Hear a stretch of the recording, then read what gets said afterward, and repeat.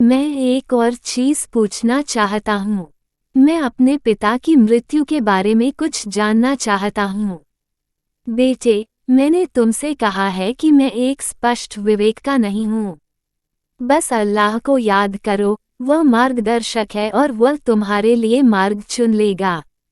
मुर्शिद ने अंतिम स्वर में कहा। मैंने पूछा, मुर्शिद, अगर आपकी इजाज़त हो तो मैं कभी कभी आपके पास आ जाऊं। मेरा कुछ मार्गदर्शन होगा। क्यों नहीं, मुझे अपनी पूरी कोशिश करनी होगी। हालांकि इस मुलाकात से दिल को थोड़ा सुकून मिला। इस बात की पुष्टि हो गई थी कि इस घर में जिन्नों का वास है, लेकिन कुछ और बातें भी पता चलीं। इस सिलसिले में मुर्शिद से दोबारा मुलाकात हो सकती है। कैसर खान ने बदले में कहा, मैंने तुमसे कहा था कि मुर्शिद तुम्हें काम के बारे में बताएगा, लेकिन वे कुछ और नहीं कर सकते जिससे आपको लगता है कि समस्या हल हो गई है। मुझे पता है। मैंने सोच समझकर सिर हिलाया। मुर्शिद के व्यक्तित्व का मुझ पर अच्छा प्रभाव पड़ा और वे मुझे एक अच्छे और ईमानदार व्यक्ति लगे। उनमें बड़ी विनम्रता थी और उन्होंने किसी भी प्रकार से स्वयं को एक महान व्यक्तित्व दिखाने का प्रयास नहीं किया। इस बीच कैसर खान मेरे लिए बेहद अहम हो गया था। इन सब मामलों में वही मेरा विश्वासपात्र था जिससे मैं अपने दिल की बात कह सकता था।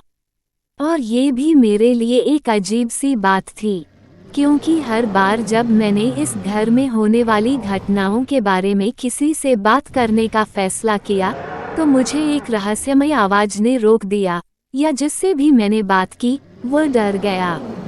कैसर खान ही एकमात्र ऐसे व्यक्ति थे जिनसे मुझे इस विषय पर चर्चा करने से नहीं रोका गया और न ही मेरे रास्ते में कोई बाधा डाली गई। और तब वे स्वयं एक सतर्क व्यक्ति थे। उन्होंने ये वाक्य जरूर कहे कि इस घर में रहने वाले अकेले नहीं हैं, बल्कि यहाँ का राज कुछ और है, लेकिन उन्होंने विस्तार से कुछ नहीं कहा। और फिर यह मुर्शिद भी एक बहुत महत्वपूर्ण व्यक्ति था। मेरे स्वभाव में आश्चर्य का भाव स्वतः ही पैदा हो गया था और यह उनसे मिलने का परिणाम था। हम घर लौटे। कुछ खास नहीं था। सरफराज भाई हमें दिन में कई बार फोन करके भरोसा दिलाते थे। जाहिर है, हमारे पिता की मृत्यु के बाद वह हमारे बड़े थे। ताया अबू अपने दम पर बेसहारा जीवन जी रहा था। अगली सुबह मैं हमेशा की तरह कैसर खान पहुंचा। कुछ देर चलने के बाद कैसर खान के साथ बैठकर चाय पीना उसकी आदत बन गई थी। और यह बात भी सही है कि मुझे उसके साथ इस तरह बैठकर चाय पीने में बड़ा मजा आता था। फिर भी मैं उसके पास पहुंचा और खाट पर बैठ गया। कैसर खां पानी का गिलास ले आया जिसमें थोड़ा सा पानी था, और इसे कांच की प्लेट से ढक दिया गया था। इस पानी को पी लीजिए सर। इस पानी में क्या है? पियो साहब, बाद में बताऊंगा, उसने कहा और मैंने उसके हाथ से गिलास लिया और पानी पी लिया। कैसर खां ने मेरे हाथ से गिलास लिया और एक तरफ रख दिया, फिर बोला, महोदय, मैंने इस पर अल्लाह का वचन पढ़ा है। यह आपको दुनिया की परेशानियों से बचाएगा।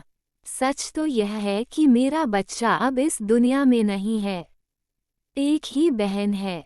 मैं उसे वही भेजता हूँ जो उसे चाहिए। पर जनाब, मैं भी इंसान हूँ, मेरे भी दिल में प्यार है। मुझे माफ़ कर दो, आप महान लोग हैं, लेकिन मुझे आपके लिए वही प्यार है जो मैं अपने बच्चों के लिए करता हूँ। साहब, पैसा, नौकरी, तनख्वाह और रोटी इंसान की ज़रूरतें हैं, लेकिन इन सभी ज़रूरतों में प्यार सबसे बड़ी ज़रूरत है। जिस प्रकार मनुष्य को भूख में रोटी की आवश्यकता होती है, उसी प्रकार उसके हृदय में प्रेम की आवश्यकता होती है। माफ़ कीजिए श्रीमान कैसर खान, तुम ऐसी बातें क्यों कह रहे हो? मुझसे कोई गलती हो गई क्या? नहीं सर, मैं अपनी सीमा से बाहर जाता हूँ।